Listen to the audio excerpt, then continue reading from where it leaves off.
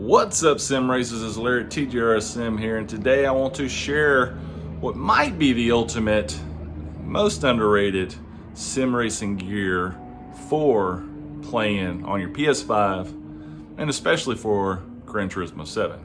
Let's check it out.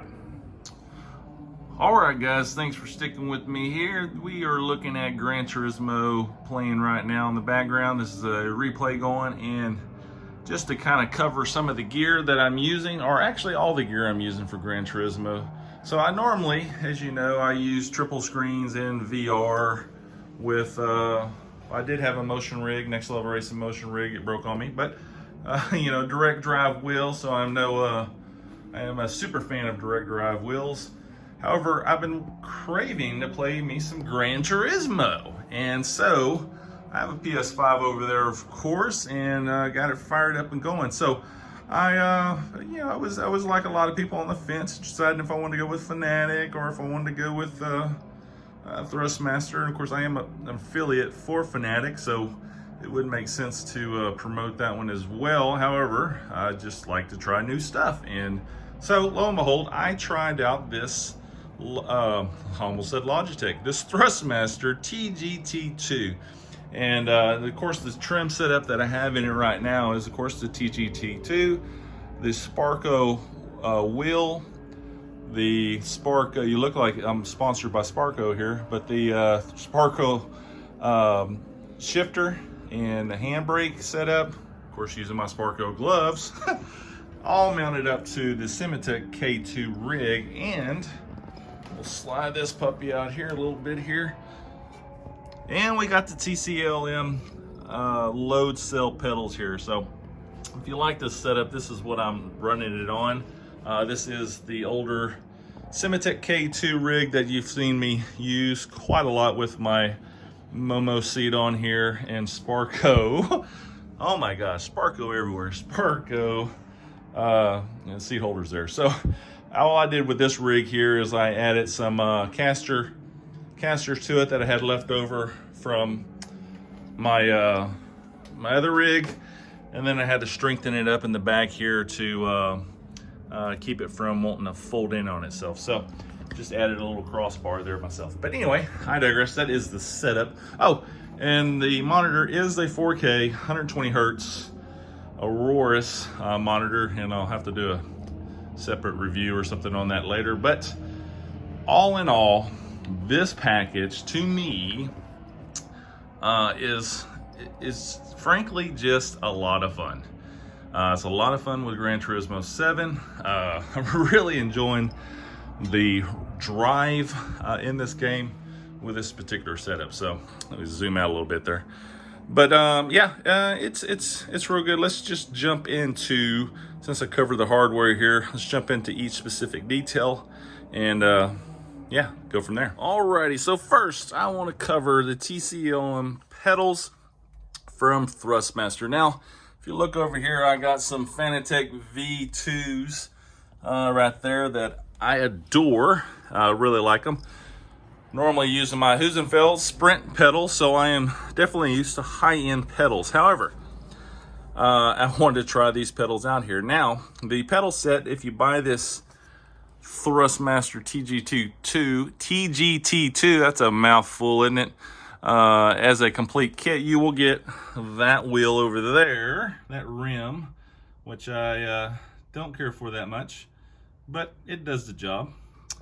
And then of course the base, and you will get the stock pedal set, which is just pitchiometer on the gas, brake, and of course the clutch. So updating to this TCLM, they have some strange acronyms for everything here on THRUSTMASTER, I think, but updating to these pedals is a pretty huge difference. The pedals that come with this, of course, kit, I don't have them shown here. Boxed them up and got rid of them, or not got rid of them, but boxed them up, okay? They're just backups if these happen to fail for some reason, but definitely recommend. This whole setup that I have is what I would recommend for someone that wants to run with THRUSTMASTER gear, and this is kind of giving you the best experience that you can get out of the THRUSTMASTER products if you want to get kind of the ultimate experience playing your Gran Turismo 7 or GT Sport or any other racing game on the PlayStation 5. So but to carry on with these pedals here, I do like them. I actually set them up with the hardest settings that you can get with these, which using both of the heavy duty springs on here. I did go ahead and leave in this this little initial compression of a spring that gives you a little bit of travel, kind of like a real car does, and as opposed to just changing it out with harder washers to make it a little bit stiffer off the bat.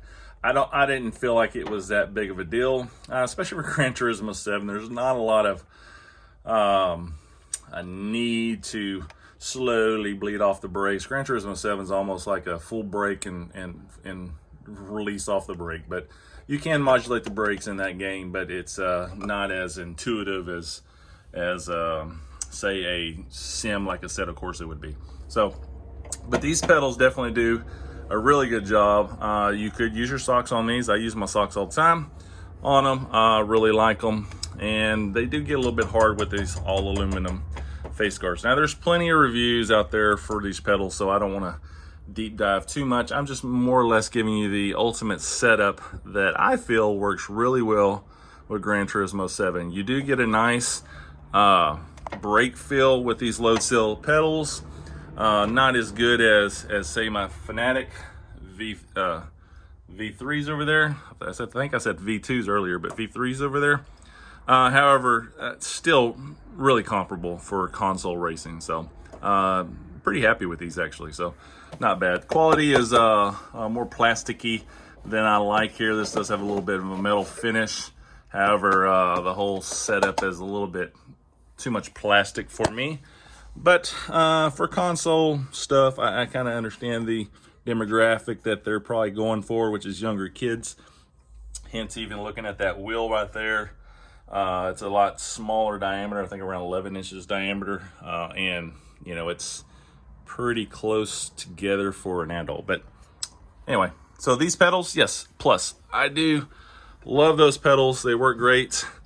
I mean, their pedals are clutch, brake, and throttle. The throttle is not too stiff. It's definitely not too light either, so it has a really good modulating feel to it, and it pushes back on your foot just as you would expect it would. Not as strong as if a throttle pushback as say Husenfeld's, and definitely, let me see, about the same as actually a little bit actually stiffer than the V3s, the Fanatics actually. So it's pretty good actually. I like the throttle. The brake, of course, like I said, low cell pedal, works good, has a really good squish feel to it. Not too hard like say sprint pedals where you can really make them stiff. You can definitely bottom it out. Has a 90 kilogram or 100 kilogram, I forgot the load cell count on it, but plenty for console racing. And of course, if you were to hook this up to the PC, you're going to get a little bit more bits of resolution as opposed to consoles. So with that said, keeping everything in tune with consoles, these are not overkill, and really for me is a must-have. The stock pedals are atrocious to say the least, but I don't really understand how anybody ever liked them, even with the brake mods that were out on the THRUSTMASTER. So the stock pedals do. Now, if you are interested in that, stock pedals do come with the conical brake mod, and I put it in there, and it's okay. It gives you a little bit more force, but you bottom out really fast, and you just really have no feedback in your pedal. Of course, there was a pitchometer pedal as well, so you can't really bleed off the brakes like you can for these, especially in other games like Assetto Corsa, where it's a little bit easier to understand when you're bleeding off brakes, as opposed to me like Gran Turismo 7 is more on off to me, I think. But anyway, let's move on to the next. So the next topic, all right, moving on to the next topic is this THRUSTMASTER Sparco shifter in handbrake. I'm using it in handbrake mode. It actually works really good in the sequential mode, rather, where you just bumping it and bumping it. It has a nice heavy feel to it as far as going with the handbrake itself. And go ahead and sequential mode down here. And then, of course, to switch it between the two, you hit sequential up for that mode and handbrake down there. And I'm not going to demonstrate it because there's so many reviews on it, but you generally just take these two screws off, or not off, but loosen them up on both sides, and you pick this, slide them up from, oops, you get the camera here, slide it up into position to go to sequential mode. Same with this, slide it up into position to go to sequential mode. Tighten them back down, and then it'll just work as a sequential shifter. So works really good. I wanted a handbrake, mainly is why I got this, is I needed a handbrake to play some WRC10, and this works excellent for that. So it's not an on-off switch. It is a little bit progressive, and it actually works really good for GT7, GT Sport as well too. So this setup I do like. It is not as it's high end as far as how it feels. Everything all metal design, feels very robust. I think the handle's a little bit cheap feeling with the plastic and then the rubber on the outside, just my personal opinion, but it gets the job done. It looks pretty legit, actually. It looks pretty badass on the rig. So I do like the aesthetics of it. They did a really good job for it. The mechanics of it is pretty good. You know, the strength of the handbrake, you can increase the strength of the handbrake. There's some videos online for that as well, and so I bumped it up. Inside there is a spring you can adjust and increase the strength of the handbrake pretty much to the max, because out of the box it just wasn't quite strong enough for me, especially considering I'm used to using something like the Husenfeld handbrake over there, even on the softest setting. And even if you were to compare it to the Aeologs handbrake, this one actually, let me see, yeah, the Aeologs, it's pretty comparable to the Aeologs as far as the pull goes, if you're familiar with these. But as far as sequential shifter mode goes, this Aeologs right there is definitely superior than the sequential mode on this one. So this one doesn't have as hard of a positive click, where it feels real mechanical. It's more or less you're just running into stops on each side. You don't feel that breakaway click like I like in, say, the Aeologs sequential shifters. But like I said, it does the job, and it's really hard to there's not a lot of people that make a lot of equipment that works for the consoles. I do like this handbrake over the Fanatic handbrake in comparison. This one does feel more robust, definitely looks better, and it has a little bit more stronger pull to it than the Fanatic one, in my opinion. So just for comparison for y'all out there. All right, let's go on to the next. Of course, mounting up. This is mounted up to the Simitech K2 rig, so as you can see here. All right, let's go on to the rim itself. Alrighty, so let's look at the rims. Now, this is the stock rim that comes, with the TGT2 wheelbase, and it's fine. It does the job just fine. There's no LEDs on it or anything fancy like that. Excuse me, bear with me. I am one-handing it here, but it has a nice feel to it, but it's not my favorite rim just simply because of size. So this is a Sparco true to size wheel. This being the stock wheel. You can see if I can get that in picture. You can see the difference. It's a good inch on each side of overlap. Oops, there we go. Overlap. There we go. On each side. So just that extra inch makes it a lot more comfortable for an adult driver. However, if you're, a teenager, 16 and below, I think you'll probably be pretty happy with this wheel. You don't need to really upgrade. It does the job. It works fine. It works great, actually. The knobs here are really cool as far as adjusting for in Gran Turismo 7. Push button knob, spin dials, same with all 4 of those. So as far as so many knobs to map, especially even for PC games, this is a really nice setup. This is a really good button box on here, so I do like that. It feels good. The tactile feel of the knobs, you cannot hear them, but they have a nice indentation and feel as you turn them. The buttons here, of course, are good. These are a little bit soft. You can hear them, but they're still fine. This works as a really good mouse location button, so pretty good. The D-pad's great. I like the D-pad on this one, actually. Normally people talk about D-pads. I don't really care about D-pads, but in games to navigate on screen, this D-pad works really well. It's a nice positive click to it, so I'm enjoying the D-pad. The rest of the rim, it's fine. The other big problem that I don't like about this, not a problem, but the thing I don't care for about this rim is it's very hard filling. So when you have it in your hands, it's leather, which is great. Excuse me, someone's calling me. Alrighty, so it's leather and that's great, but it doesn't really feel like it's some kind of high-end leather when you're holding it, and it's very hard. You can definitely feel like you're holding a piece of plastic wrapped in leather, so it just doesn't feel very nice. It's uncomfortable. It's not padded at all in this rim, so it's uncomfortable on your hands after some use.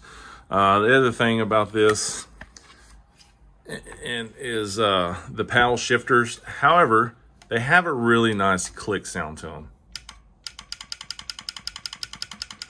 That sounds great. It sounds like they would feel really good too, but they don't.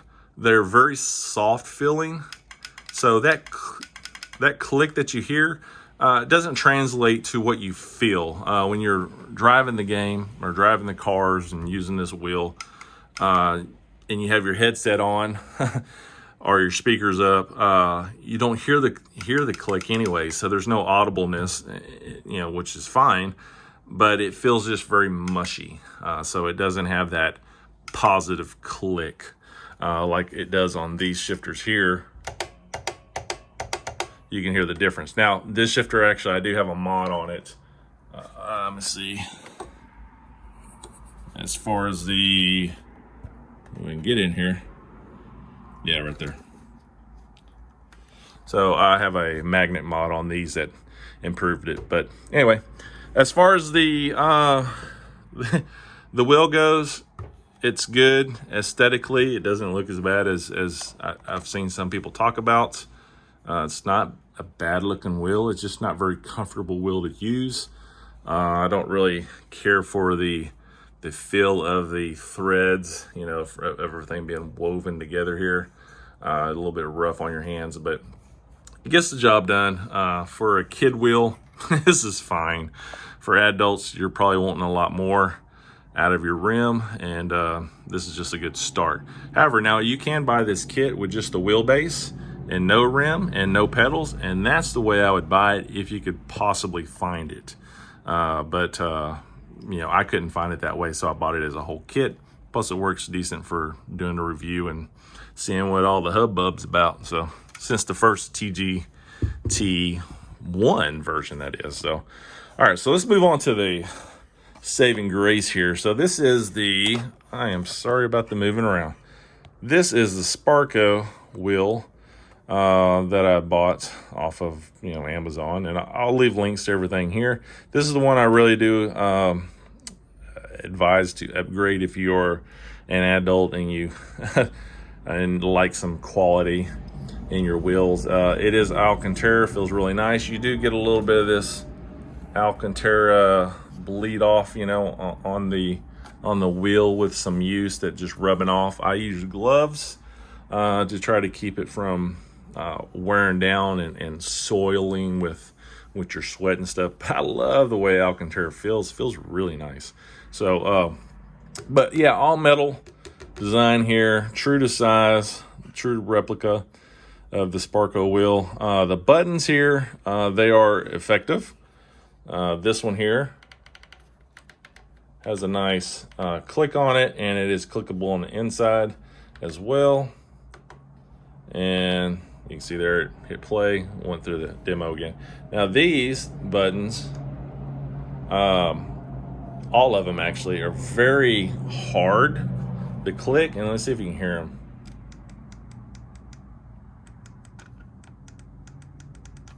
You can barely hear them, which, you know, is not a big deal. I don't really care if I have loud buttons, but it's not it has no tactile feel when you're just pushing in on the button.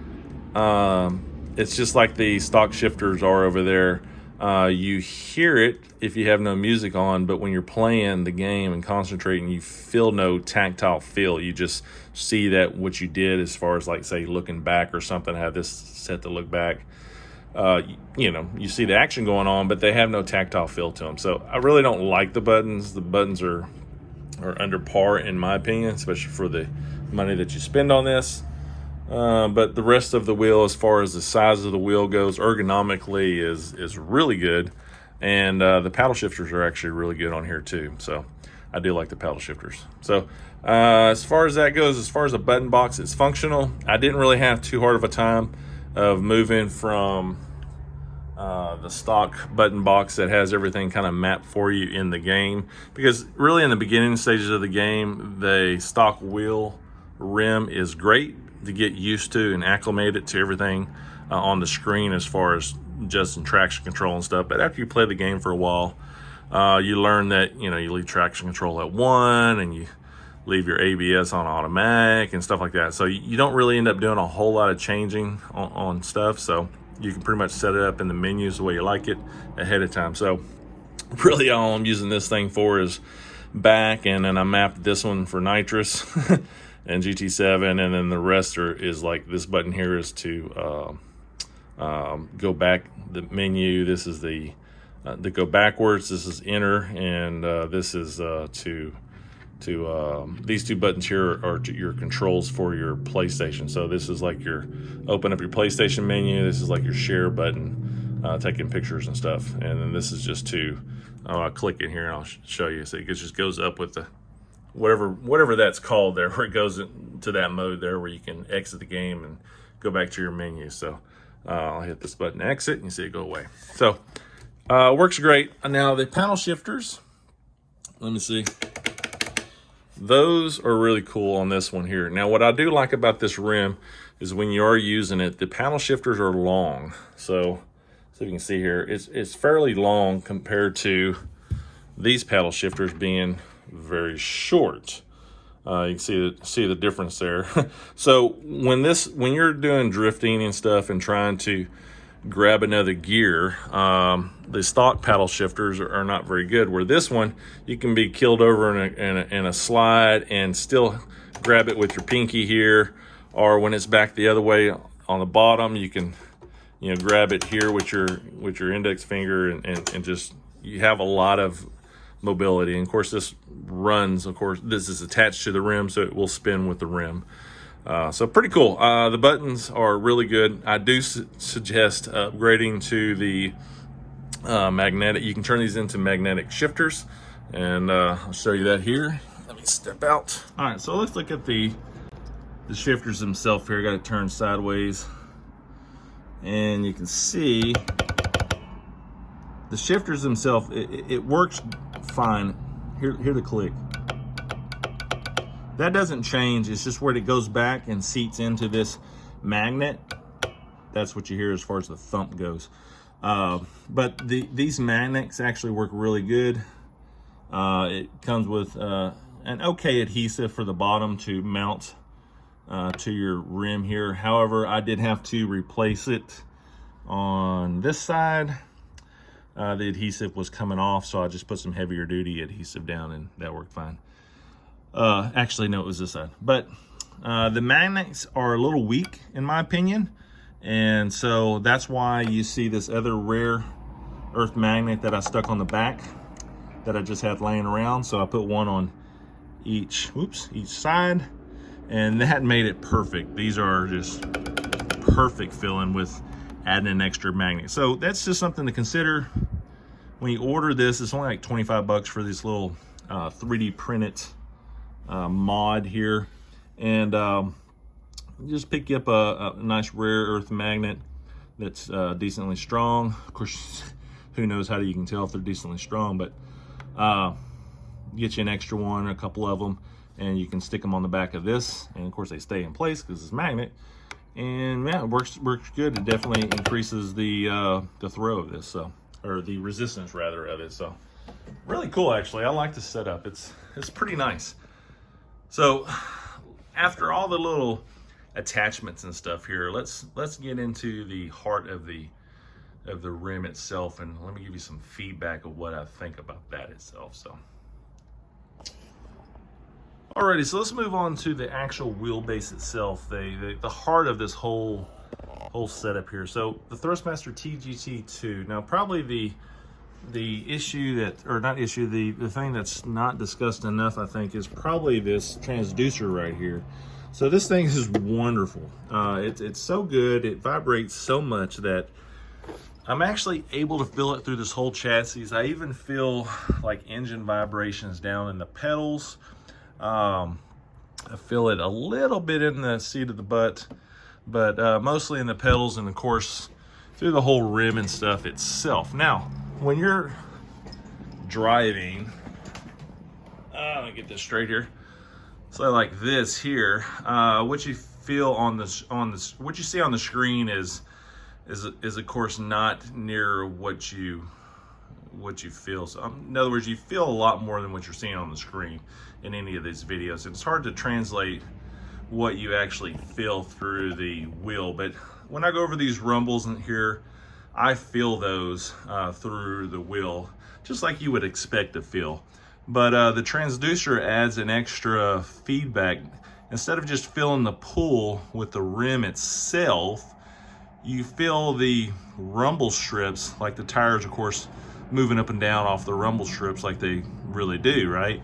And you feel that in your pedals, and you feel that in your wheel itself. So that, in combination with this keeping up with the motion of it moving back and forth, going over rumble strips, or when you're going through a turn, and let me go back to this replay here.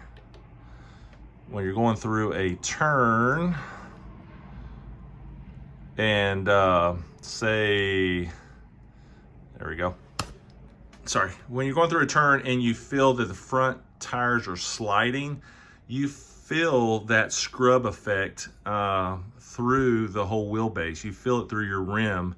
So not only do you feel that you have to hold the wheel, you know, like you do when you're normally sliding the front end, and it getting a little bit of chatter feeling back and forth in the rim itself, but you actually feel that through the transducer. The transducer's amplifying that effect through your rim, and of course you're feeling it in your pedals as well, which you're feeling it in the front of your rig. So it actually feels like you're sliding the front end of a car with that transducer. So that transducer is the saving grace of this whole system. I think if this was a direct drive, or if THRUSTMASTER ever does end up coming up with their direct drive, which I keep hearing that they are, if they add a transducer to it, oh, it'll blow away the competition. So, but yeah, that is the big money thing right there, is the transducer itself. All right, so what else now? Besides the transducer is great. It has a lot more immersion to this setup, and honestly, if you didn't have this transducer on this wheel set up on the TGT2, it would just be, you know, like any other wheelbase. You feel a nice, good effect, good feedback through the motor, and being this is a belt drive driven wheel. It's, you know, it's pretty on par with, say, the Fanatic V2 belt driven wheel. To me, I've had the V2 for many. Well, I've had the V1. I've had the Porsche GT2 wheel before that, and then the V1 and the V2. So I'm very familiar with Fanatic and how it feels and stuff. This one being around 6 Newton meters of torque, And I think the V2 is 8 Newton meters of torque is actually what it is. This is a little bit less torque, but the feeling that you get through the wheel is fairly comparable, I think. Maybe not at peak torque, but definitely through your normal sustained torque, it feels on par with the V3, V2. I'm sorry, and from memory serving me well as far as that goes. But yeah, it does really good. Now it is a belt-driven wheel, so you do have a little bit of, you feel that belt, right? When you're just sitting here, you feel that little notch in the belt. But for that matter, with my direct drive wheel, I feel that notch too. That's with I think a step motor on that one. But when it's in action, you of course don't feel it on a direct drive wheel. On this one, it's very slight. You can pick it up every once in a while.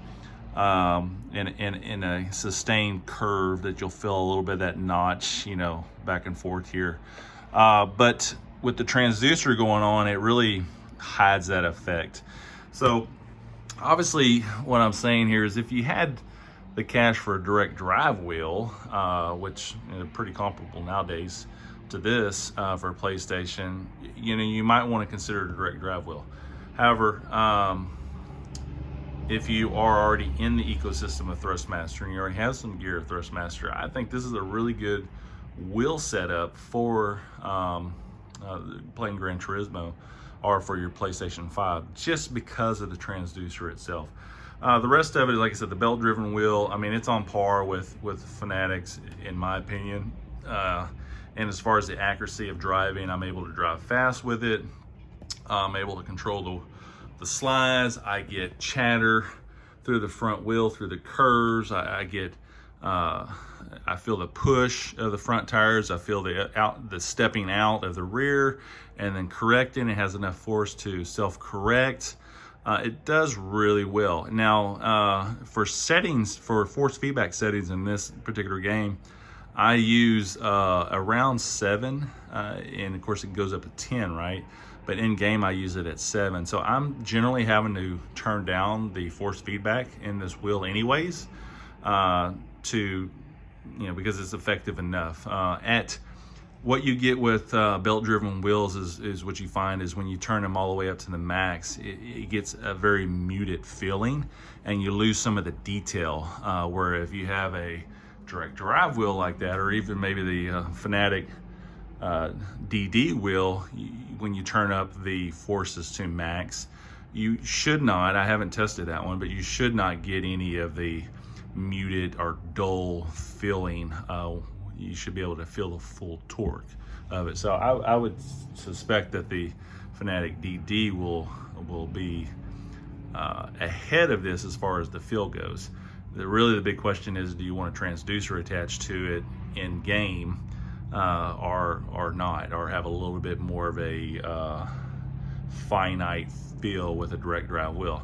Now that's very subjective as well, because not all games are created equal. And so Gran Turismo 7, its force feedback is good. Now when I go play WRC 10 on it, the force feedback on that one is way stronger than it is in Gran Turismo 7, and I have to turn down the wheel as well for that game. So it's a compromise.